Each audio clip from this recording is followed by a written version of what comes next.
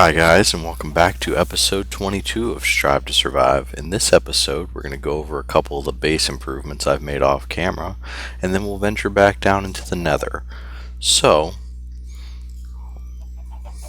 basically, this is probably the last episode that I'm going to have to narrate after the fact because of some audio difficulties that we had in the previous two episodes and this one. So after this, hopefully we're all done. But as you can see, I've made this farm over here using some tree stumps and the buckets to make a nice little water flow in the middle. So we don't necessarily need to use the farms over there anymore. They're more for show, just a, memento to times past. But this one, I've used all the seeds that we had to start growing wheat here, and there's quite a lot of space on this farm. It looks kind of small, but in reality it's quite large. But another improvement that we made is we switched out our little gravel marker here and added some lapis at the top. So that's what a completed lapis block looks like, but that's just for show. And I actually made the bottom of the chicken pit all rock, also just for show. There's no real purpose to that, but I figured why not. So we're gonna venture into the nether here, but first we need to drop off some stuff that we aren't gonna really need down there. So we'll just drop all our extra little goodies off from the side projects that we've been working on. And we won't need to carry both axes, so I'll leave one up here, just so we have some space, because our goal in the nether today is to gather some resources that we're going to use for future projects. Hopefully that'll include a lot of nether rock and possibly some glowstone. That's really the goal. So here we go. Let's head down there. So now we're in the nether, and the first thing I want to do is go ahead and replace these windows. And I'm going to use, eventually I'm going to use some iron bars, but first we need to grab some picks because I neglected to bring any down here. And we're also going to shore up this doorway using an iron door here. So we'll use some of that iron that we brought down with us. And you make iron bars the same way that you make fences, and the yield is pretty good on these. You get 16 for every 6 pieces of iron that you use. So we'll go ahead and replace these windows, and we probably won't need that many, but I'm just showing you exactly how to make them. And you can make an iron door the same way you make a wooden door. So we'll grab that because we're going to need it. And if you remember from a previous episode, one of the ghasts had shot out the window on the opposite side. And that's what we're trying to avoid, because the iron bars actually have some blast resistance, whereas the glass has absolutely none. So we'll just put these in place. We'll be able to see out, but nothing will be able to get in. And that's the goal. So knock out these windows. And hopefully we'll have enough here. We should have just enough if we knock these out. Want to mirror that side.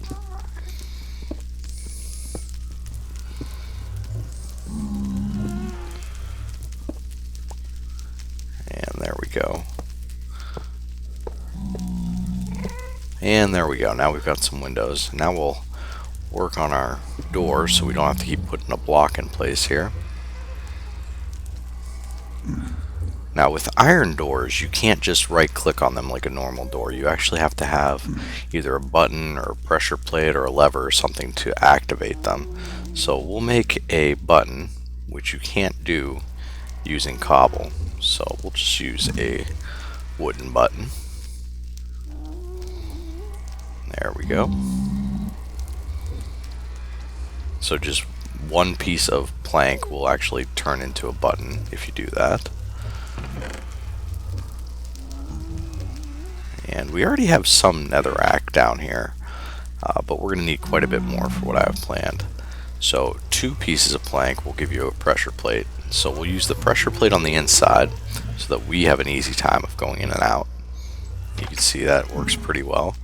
On the outside, we don't want a pressure plate so that the zombie pigmen can't just step on it. They can't activate buttons, but they can activate pressure plates, so we don't want them getting in here. So this is a pretty good strategy. So now that we've shored up our base defenses a little bit, I think our next step is going to be to eat, of course. And then we'll use these picks to gather some netherrack. And then eventually, well, of course, we're under attack. So if we still had our windows there, they probably would have gotten blown out by that gas that's attacking us right now. So good thing we replaced them with bars. But let's see if we can venture out here, take him out, and you can see he's already trying to wreck our structure here. But that's why we're going to eventually replace this area around the base with cobble. That way we don't have to worry about well, what's happening right there happening right in front of the doorway, because we don't want fire there in case we need to make a quick getaway into the base. So we'll put down some cobblestone. I of course didn't bring enough to do all the areas that we want to, but we'll at least get some right in front of the door. There we go. We gotta be real careful working around these zombie pigmen, because if we hit them with anything, even a pickaxe or something, they're all gonna rush us, which I don't really want to deal with that. So for now, we'll just leave them alone. But zombie pigmen can be a good source of gold ingots, or yeah, gold ingots and gold swords actually, if you really feel like fighting them. But for now, we're just here to get resources, so just gather up some nether. And of course, we're under attack again by that guy over there. And we're stepping in fire, which is never a good thing. So let's fall back into our base. And I'm going to show you guys something that I've been meaning to show you.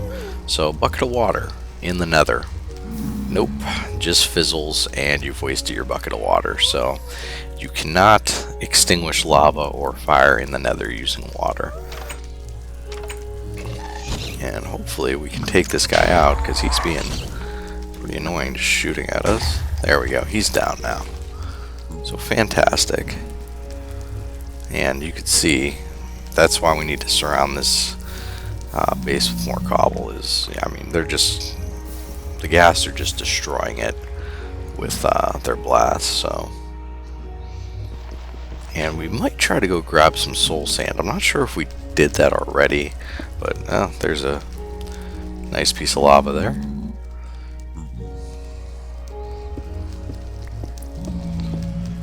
And we'll just keep going at this a little bit. And what we're going to do is take all this netherrack that we're getting right now and put it in a furnace later on and make nether bricks out of it. And basically the yield on that is, for every piece of netherrack you get 1 nether brick.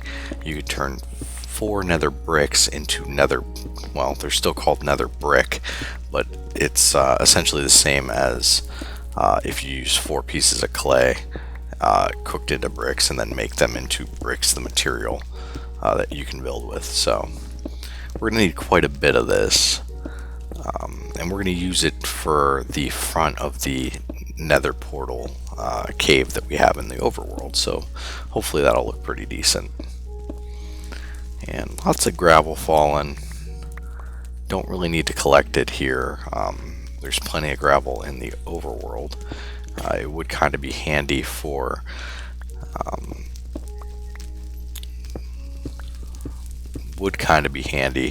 flint, which we seem to be having a shortage of, but not too worried about that right now. We're more here just for the netherrack and the glowstone. So, and I'm going to try to finish up this pick, and then I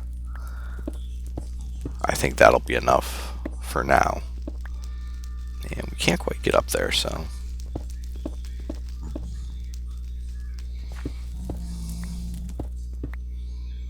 there we go. And we'll grab a little bit more. And we can hear another ghast in the background. And hopefully he'll just leave us alone. And he won't, of course. And I just wanted to make sure that that is in fact soul sand, and it is. So we'll need that for growing nether wart. And you can see that ghast is making a mess of things. And we got guys on the roof of our little building there, but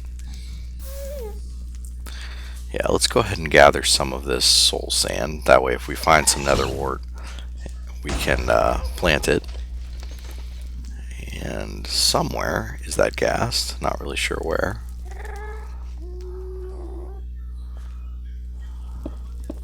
But yeah, we'll just finish off this pick real quick.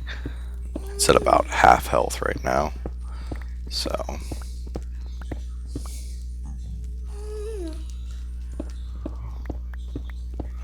yeah, netherrack, it's real quick to mine, but it blows through picks very fast.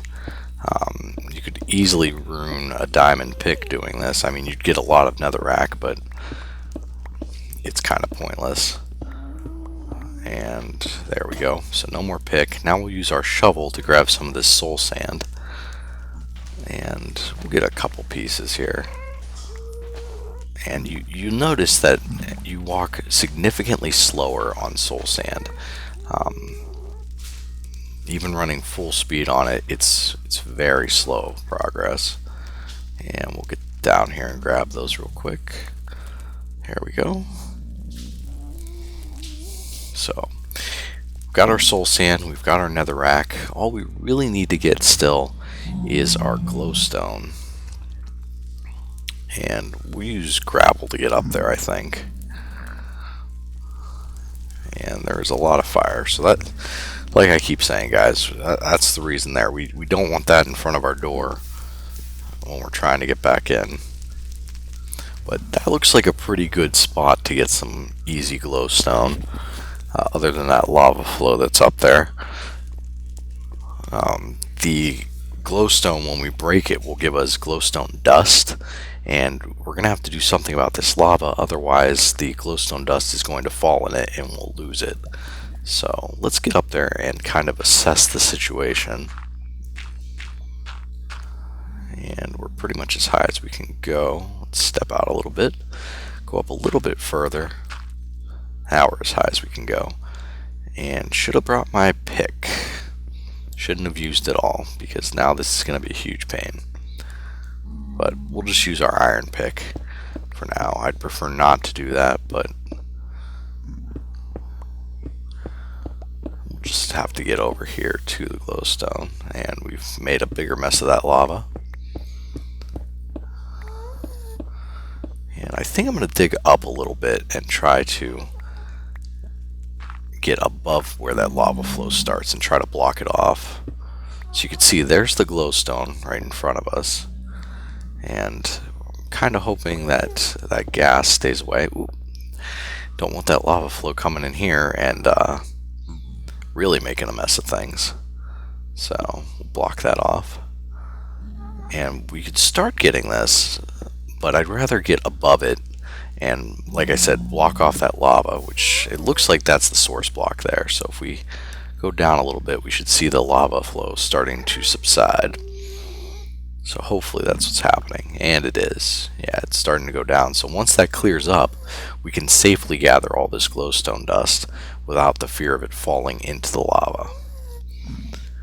So we'll give that a couple of seconds, and I think I might cut away for a second here and then come back when it's gone. There we go. So you see we're back down at the bottom. The lava flow is pretty much gone. It's going away as we're talking. So we'll get back up there real quickly. Maybe we'll get some flint out of this even. Come on, there's some flint. fantastic. We can definitely use that. We're definitely running low on arrows. And we have plenty of feathers. It's just the flint that we're lacking, so. And like I said before, hopefully while we're up here, those gas don't fire on us because we're surrounded by explosive material. Well, not explosive, but definitely flammable material. And as you can see, I built a crafting bench up here to make my life a little bit easier. But gotta keep heading up here. There we go. And you can actually break glowstone with pretty much anything. I'm going to break it with this gravel or some netherrack or my bow. But you can see that's the glowstone dust that I was talking about.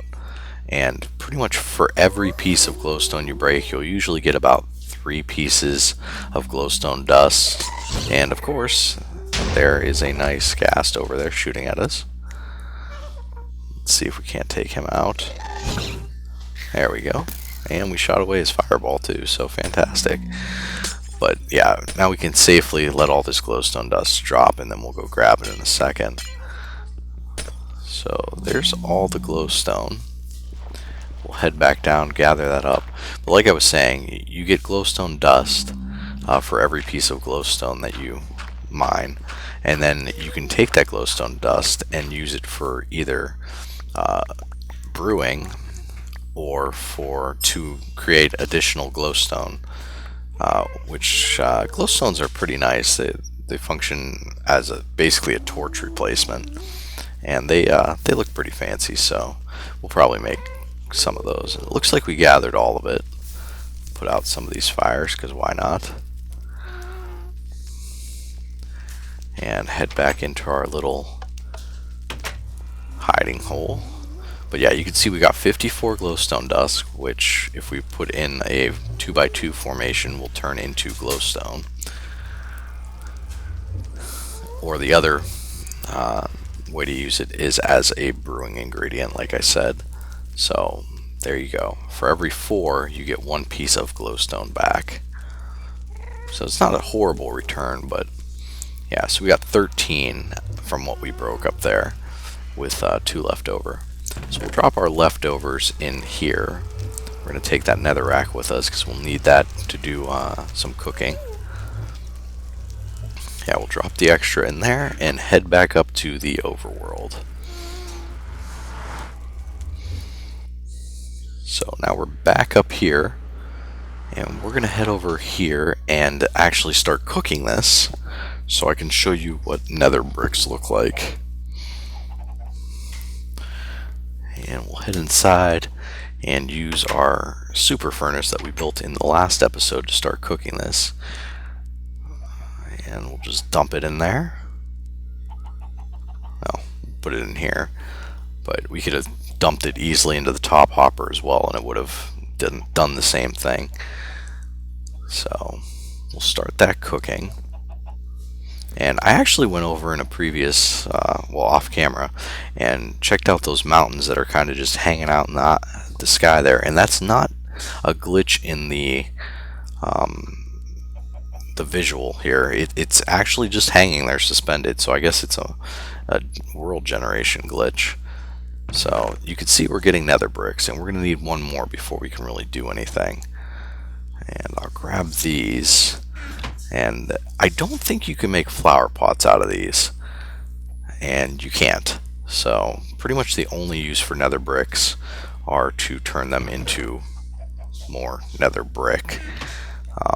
So you can see that was called nether brick. This is also called nether brick, but this is a building block, whereas the smaller ones are useless basically, except for creating the building block. So let me show you what this looks like if we put a piece of netherrack next to a brick here. So the nether brick has blast resistance, and it doesn't burn unlimitedly. The netherrack, on the other hand, has very little blast resistance and will catch on fire very easily and continue burning. So, but guys, that's about it for this episode. We'll be using the nether brick in a later episode to make the entrance to our nether portal kind of cool looking. But until then, guys, thanks for watching. See you next time.